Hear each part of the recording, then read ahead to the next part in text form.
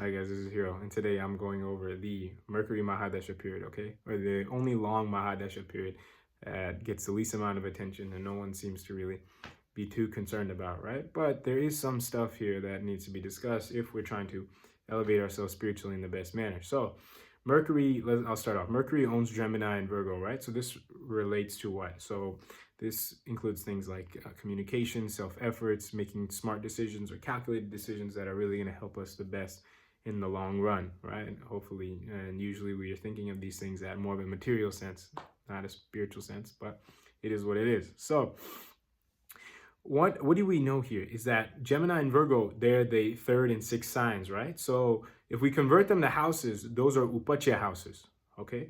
So but if we look, before Mercury comes Saturn, and Saturn owns 10 and 11, which is the other two Upachya houses, and Saturn and Mercury, like I said, are back to back. So these two periods of Saturn and Mercury back to back are all Upachya houses, which means there's a lot of free will involved, okay?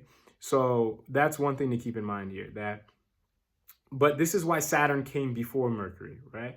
Because Saturn's kind of forcing you to put in the free will you have to, put in. And then after you kind of, learned from Saturn, Mercury takes over as a benefic. And then, you're putting more free will, in place to kind of improve your life even more, right? This is why Mercury is a benefic. But we need to be a little bit, look out for a couple of things here, right? Another thing is that, 6 is natural dusana, okay? It's not as bad as 8 and 12, but Mercury does rule the sixth sign, okay? Also, it rules the third, and the third house is considered like the unofficial fourth dusana, you could say, okay? So Mercury, yeah, it's a benefic. It came right after Saturn, and, Saturn has already propelled us to, use our free will, but if we don't use this properly, all the good fruits of Mercury could be, thrown down the drain. Okay. So that's just one thing to keep in mind here. Okay. Mercury, yeah, sure. It's a benefic, but it's, also it's very free will based, right? So we need to, put in the efforts in the right areas. Okay. Now, moving on. Mercury, we know it owns the signs opposite of Jupiter. Okay. And it gets exalted where Venus gets debilitated and vice versa. Okay, so it's kind of like the opposite at a material and spiritual sense of the other two greatest, benefics you can say in the zodiac system. So what does this mean? This means that the Mercury Mahadasha can, really, if not careful, bring high anxiety or other mental illness, right? As Mercury rules the rational intelligence. Like, for example, when Venus is in Virgo, you could say that, like, you're just not satisfied with anything in your life, okay? And Mercury comes after Saturn. So if we're not careful, the, tendency to, have anxiety or something like that can be a lot higher, right? Because most likely, the Jupiter period, gaining wisdom and stuff like that, it's not as effective if you didn't run, a whole entire Rahu period, right? And most likely, if you're watching this video or, you're somewhat affected about a Mercury Mahadasha, the Rahu, Jupiter, Saturn, Mercury, all in a row, it's a long time. By the time you finish Mercury, I think you're going to be about 70, okay? So most likely you didn't go through a whole Rahu period, okay? Which is kind of going to affect how much you learned in Jupiter. So this is just one thing to keep in mind here, right? Do not, be on the lookout for some kind of anxiety, you can say. Now, throughout Mercury, right? Mercury is a very smart, intelligent planet. So anxiety might come, right? But a lot of us view anxiety as this negative thing, okay? All anxiety is increased awareness. So if our Mercury is placed badly, or, we're not using our free will properly, blah, blah, blah, we could view this anxiety as very bad and overwhelming, etc.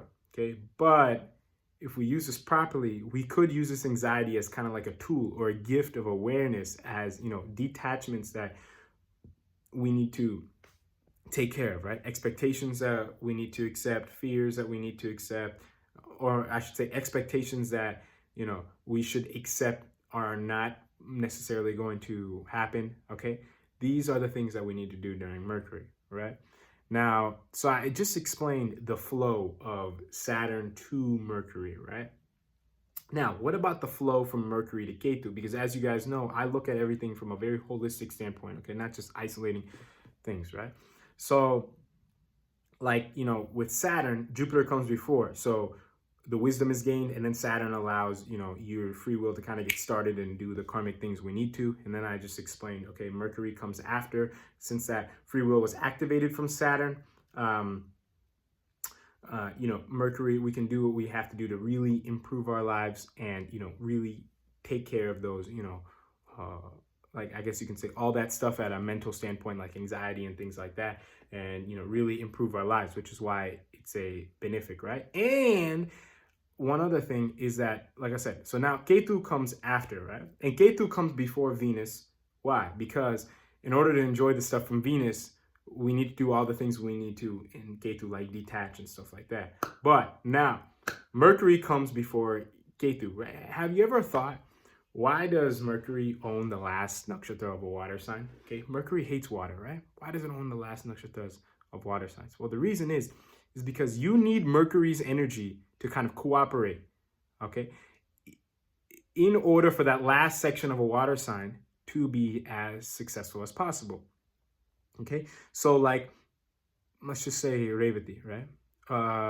Or even Ashlesha, okay? I'll use these two as an example, or even J-Star. I'll just say all these right now since it's a Mercury video.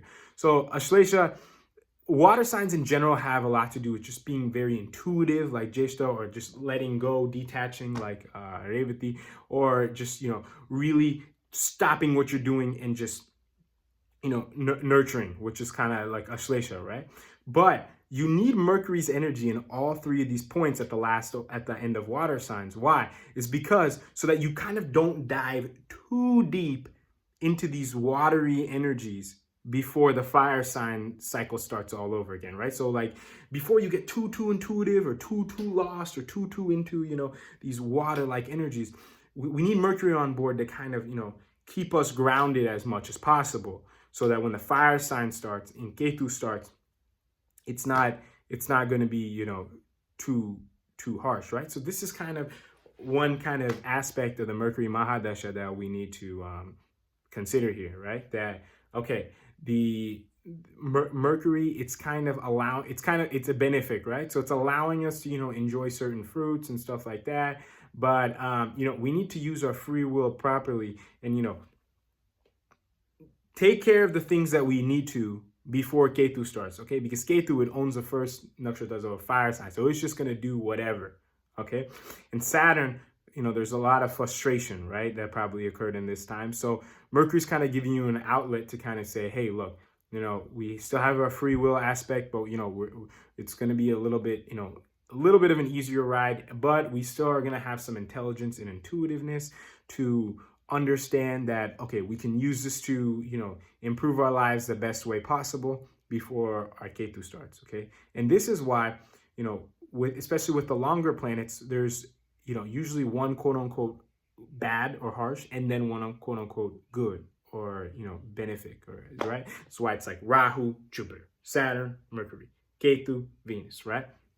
Ketu's not long necessarily, but it's the most harsh, right? So this is kind of why this could be, I just kind of show you more stuff at a general sense. Now, back to Mercury, the Mahadasha. So I explained the Upachya aspect, how it owns 3 and 6 and free will. I explained the flow between Saturn, Mercury, Ketu, and I explained how it's, actually, I don't think I explained properly, how, Mercury owns, the 6 and 3, right? Which is arguably the 3rd and 4th worst, house energy signs in the zodiac, right? The worst is 8 and 12, but after that comes 6 and 3.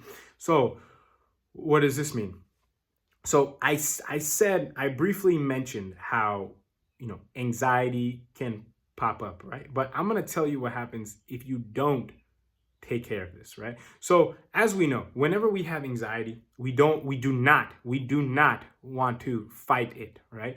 We do not want to fight with our brains, okay? It is always going to win, okay? We need to just accept whatever our minds throw at us and understand during this time that, we are not the mind, and that we can use the mind properly as a tool, not let our mind use us, okay? If we understand this throughout Mercury, the Mercury will be a very, very big benefit that it's meant to be, okay? But if we don't, it's going to cause even more anxiety, usually until the point where, you'll slowly realize, right? Because Jupiter, it's teaching you, but it can't teach you everything, right? It has to, Mercury kind of has to understand at, the rational intelligence level that, hey, look, you know what, when I'm in certain, like, Jupiter's going to give you that connection to consciousness to kind of get the ball rolling.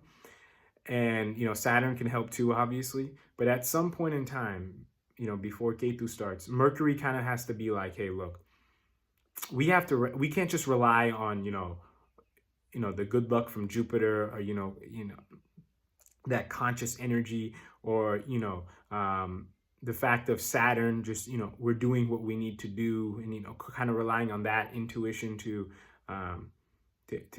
propel our spiritual lives. Okay, we need to we need to understand rationally at the mental level that we need to get on board with this whole spirituality thing, okay, and accepting, and just really understand that when there's kind of like distractions, material distractions, we need our mental intelligence also to be on board and say, hey, look, stop. Okay, if someone is exposing you to something that you shouldn't be exposed to, or something like that, we sometimes need that mental intelligence as well, right? Because the higher consciousness, it's the Jupiter, it's kind of able to learn from whatever. Okay, like that's why, like, in any situation, even like the worst of the worst situations, we can still learn something from that, right? But our Mercury is kind of saying, hey, look, let's not make this job harder than it needs to be. Okay, so that's kind of the benefic energies that the Mercury can be providing here. Okay, so hope this all made sense. If anything was confusing, or you still have any questions, you can feel free to let me know. So I think that's all for this video. Until next time, talk to you guys later. Thank you for watching.